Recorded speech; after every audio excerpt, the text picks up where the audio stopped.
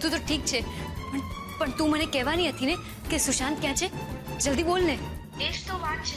સુશાંતને મારા પર ડાઉટ આવી ગયો છે કે તું ને હું મળી ગયા છે, એટલે હું પણ એનાથી ભાગતી ફરું છું. અત્યારે અમદાવાદ છું, પણ મને ખબર છે કે એ મારો ગમે એમ કોન્ટેક્ટ કરશે અને મને મળવા આવશે.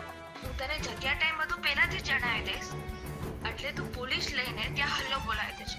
આપણે બંને એને મળીને પકડાવી દઈશું, તો જ એનાથી છૂટકો પામીશું. તું મારો સાથ આપીશ ને? હા, પણ મારી વાત સાંભળ. તારા પપ્પાનું ઓપરેશન... હલો હલો. લાગે છે સુશાંતે અને બહુ ડરાવીને રાખી છે. યાર, હવે મારે આ રેકોર્ડિંગનું શું કામ? ડિલીટ કરી દઉં છું. ના ના, ગુલાબ કહેતો હતો કે સુશાંત અને નિત્યા બંને મળેલા હોય તો... ના ના, મારે રૂપેશ જીજુ સાથે આ બાબત વાત કરવી જોઈએ. અરે યાર, આ ઉત્કર્ષ ક્યાં અટકી પડ્યો? અડધા કલાકનું આવું છું કરી રહ્યો છે. અને ઓલા ધીરજભાઈ મારું લોહી પી ગયા કે ડિટેલ મોકલ. ચાલ ને એના રૂમમાં જઈને હું જોઈ લઉં, કદાચ કોઈ ડિટેલ મળી જાય.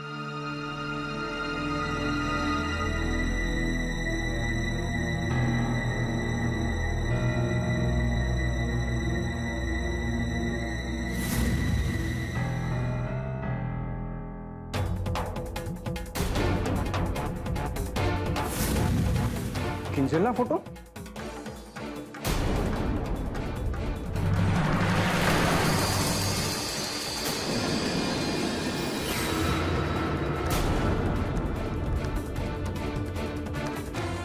આ બધું શું છે ભાઈ? એ દિવસે તો એમ કહેતો હતો ને તું કે તારા ફોનમાંથી, તારી લાઈફમાંથી કિંજલનું નામ અને ફોટોઝ બધું ડિલીટ કરી લીધું છે. તો પછી આ બધું શું છે? રહી ગયા હશે. તું કહેતો તારી નજરની સામે હમણાં જ આ બધા જ ફોટા ફાડી નાખું. તું આને રાખીશ ને તો પણ મને કંઈ જ ફરક પડવાનો નથી. ઉત્કર્ષ, મારો કહેવાનો એક જ અર્થ છે કે હવે તો સુશાંત પણ અહીંયા નથી અને કિંજલને પણ ક્યાંક ને ક્યાંક સમજાઈ ગયું છે કે જે કંઈ પણ થયું એ વધુ પડતું હતું. અને એ સામેથી સોરી કહેવા આવેલી ને તને, આવેલી ને, તો પછી તારે પણ તારો એટીટ્યુડ થોડો બદલવાની જરૂર છે. હવે હજુ કેટલું બદલું અને બદલાવ? હા, સમય, સ્વમાન બધું જ તારી સાડી સાહેબાના ચરણો પર ધરી દીધું છે.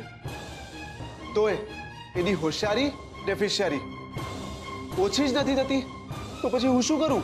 જો ઉત્કર્ષ, તું આ વધુ પડતું કરી રહ્યો છે. બાકી તારે જે કરવું એ કર, મને કંઈ જ પ્રોબ્લેમ નથી. સમજો? મને મારી ફાઇલ મળી ગઈ.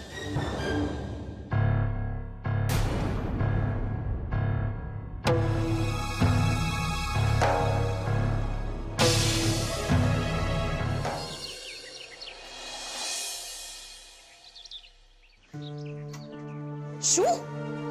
અરે સવારમાં આવી વાત ના કર પ્રિયા. હું મારી હાર્ટબીટ ચૂકી ગઈ હતી. સારું, ચાલ મળીએ.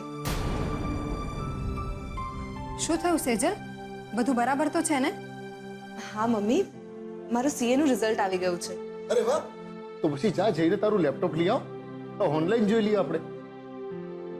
હા પણ પપ્પા, મારી ફ્રેન્ડ્સ કહે છે કે આપણે ત્યાં જ જઈને જોઈ આવીએ, જો તમને વાંધો ન હોય તો. અરે બેટા, અમને શું વાંધો હોય?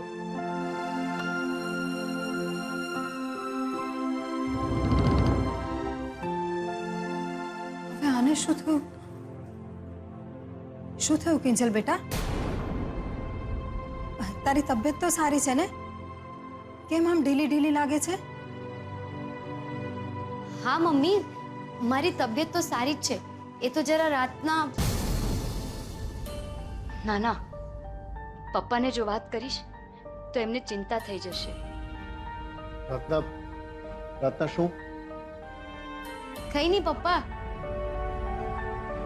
એ તો રાતના ઊંઘ નહોતી આવતી એમ. અરે, તો આટલી બધી ચિંતા શેની કરે છે? જા, તારા રૂમમાં જા ને શાંતિથી સૂઈ જા. અરે આજે હું દુકાન સંભાળી લઈશ.